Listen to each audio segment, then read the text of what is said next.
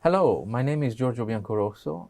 Welcome to Orchestral Spotlight, a new innovative series conceived by HKU MUSE in collaboration with the Hong Kong Philharmonic. It's my great pleasure today to have Richard Bamping here with us.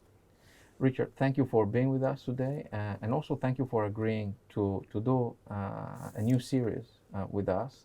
Could you tell us a little bit about your understanding of how an orchestra is broken up and what it feels like to be the principal of one admittedly very important section?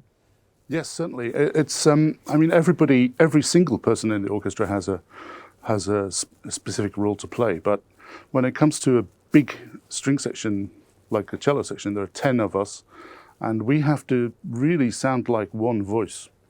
And to get 10 people playing in such perfect synchronization that it sounds like one line is actually, there's a lot of skill involved in that, and you have to, each player has to play in a very unusual kind of way. It's not like playing a cello solo or in a chamber music group or just by yourself. It's you have to have a whole box of tools, of skills which don't apply anywhere else. And what is the dynamic before and after a concert, during rehearsals, for instance, or when you manage the ensemble, the exchanges with other principals, the conductors, the artistic director?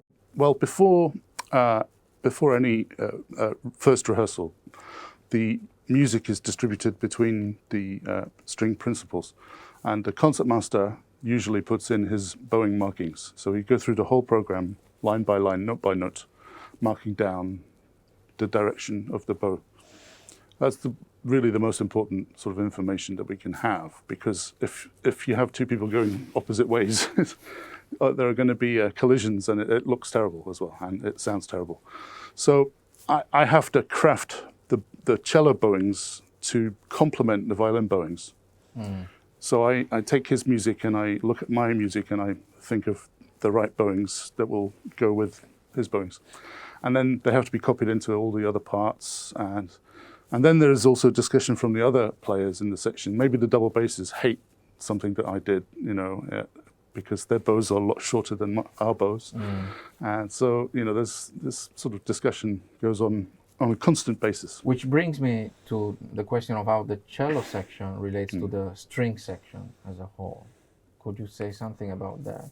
Well, we have, I think the cello section, I'm so happy to be a cellist because we spend most of our time playing just really sort of heartwarming bass notes and being the foundation of everything, which it always feels good to do that. You feel like you're really involved, and yet it's not usually as acrobatic as the violinists flying up and down like this, So we're sort of more calm and relaxed. But then, we also get to play some magnificent tunes as well. We always seem to get the most romantic and beautiful, fluid tunes to play. And, who wouldn't enjoy that? Talking about repertoire, you've designed a very interesting program. There are some arrangements, very interesting arrangements, and the size of the ensemble varies. Could you walk us through quickly about through the program? Yeah, well, the program has been designed as definitely very much a team effort from the whole cello section, because this cello concert that we're going to give is about the section rather than about any one player. The first piece is going to be the Dvorak Rondo, and this one is for the large group.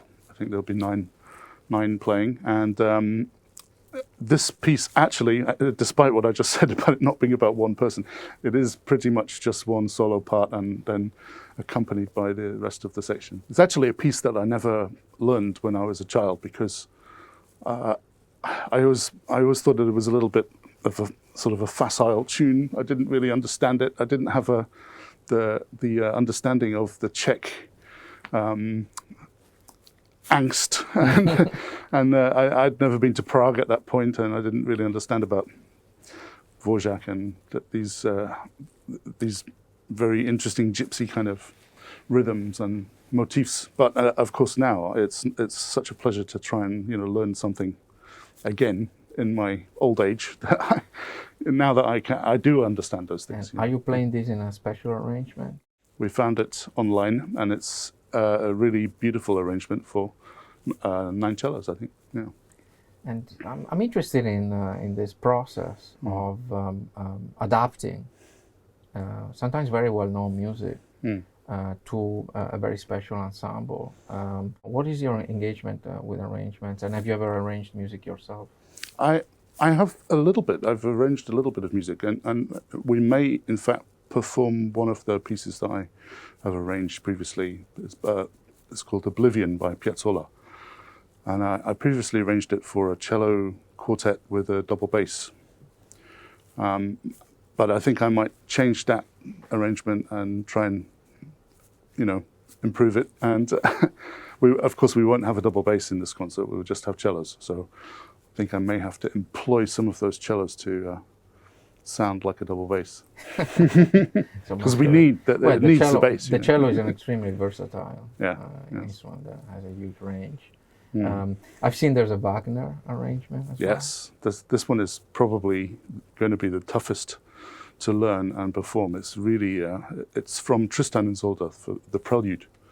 And the arrangement is by Richard Birchall, who's a musician from London, well known for his arrangements for cello octet. And yeah, we just got the music for that, so we're ready to go.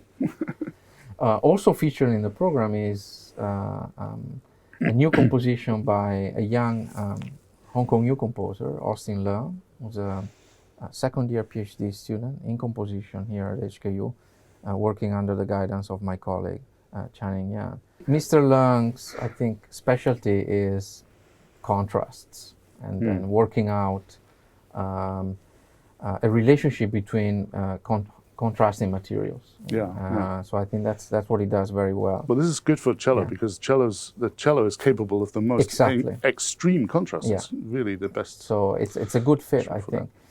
But I also want to add that we're very thankful that you are willing to do this, because we want performers to actually take part of the compositional process and share the composer's vision at its inception and help him or her shape it. So this is really a great first for us, and we're hoping this will continue. Well, we always enjoy doing that as well and giving our feedback, and so we're very happy to do that. Yeah, the boundary perhaps between performers and composers has been too strict of late, and it's time to mix things up a little bit. Sure. So there's also, you mentioned a Piazzolla, but I saw another Piazzolla as well in the program. Possibly the Libertango is going to be played, and that will be played by, there's a cello quartet with some of my other colleagues in the group. Dora Lam, Yichun Chan, Chanyat Chow, and Anna Kwan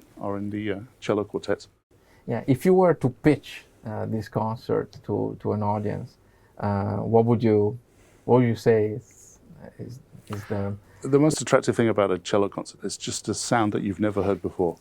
It's so lush. I mean, one cello is great, but 9 cellos is awesome. Yeah. Thank you, Richard. I definitely look forward to that. And we all look forward to welcoming you on June 13th for Orchestral Spotlight, a collaboration between HKU MUSE and the Hong Kong Philharmonic. Thank you.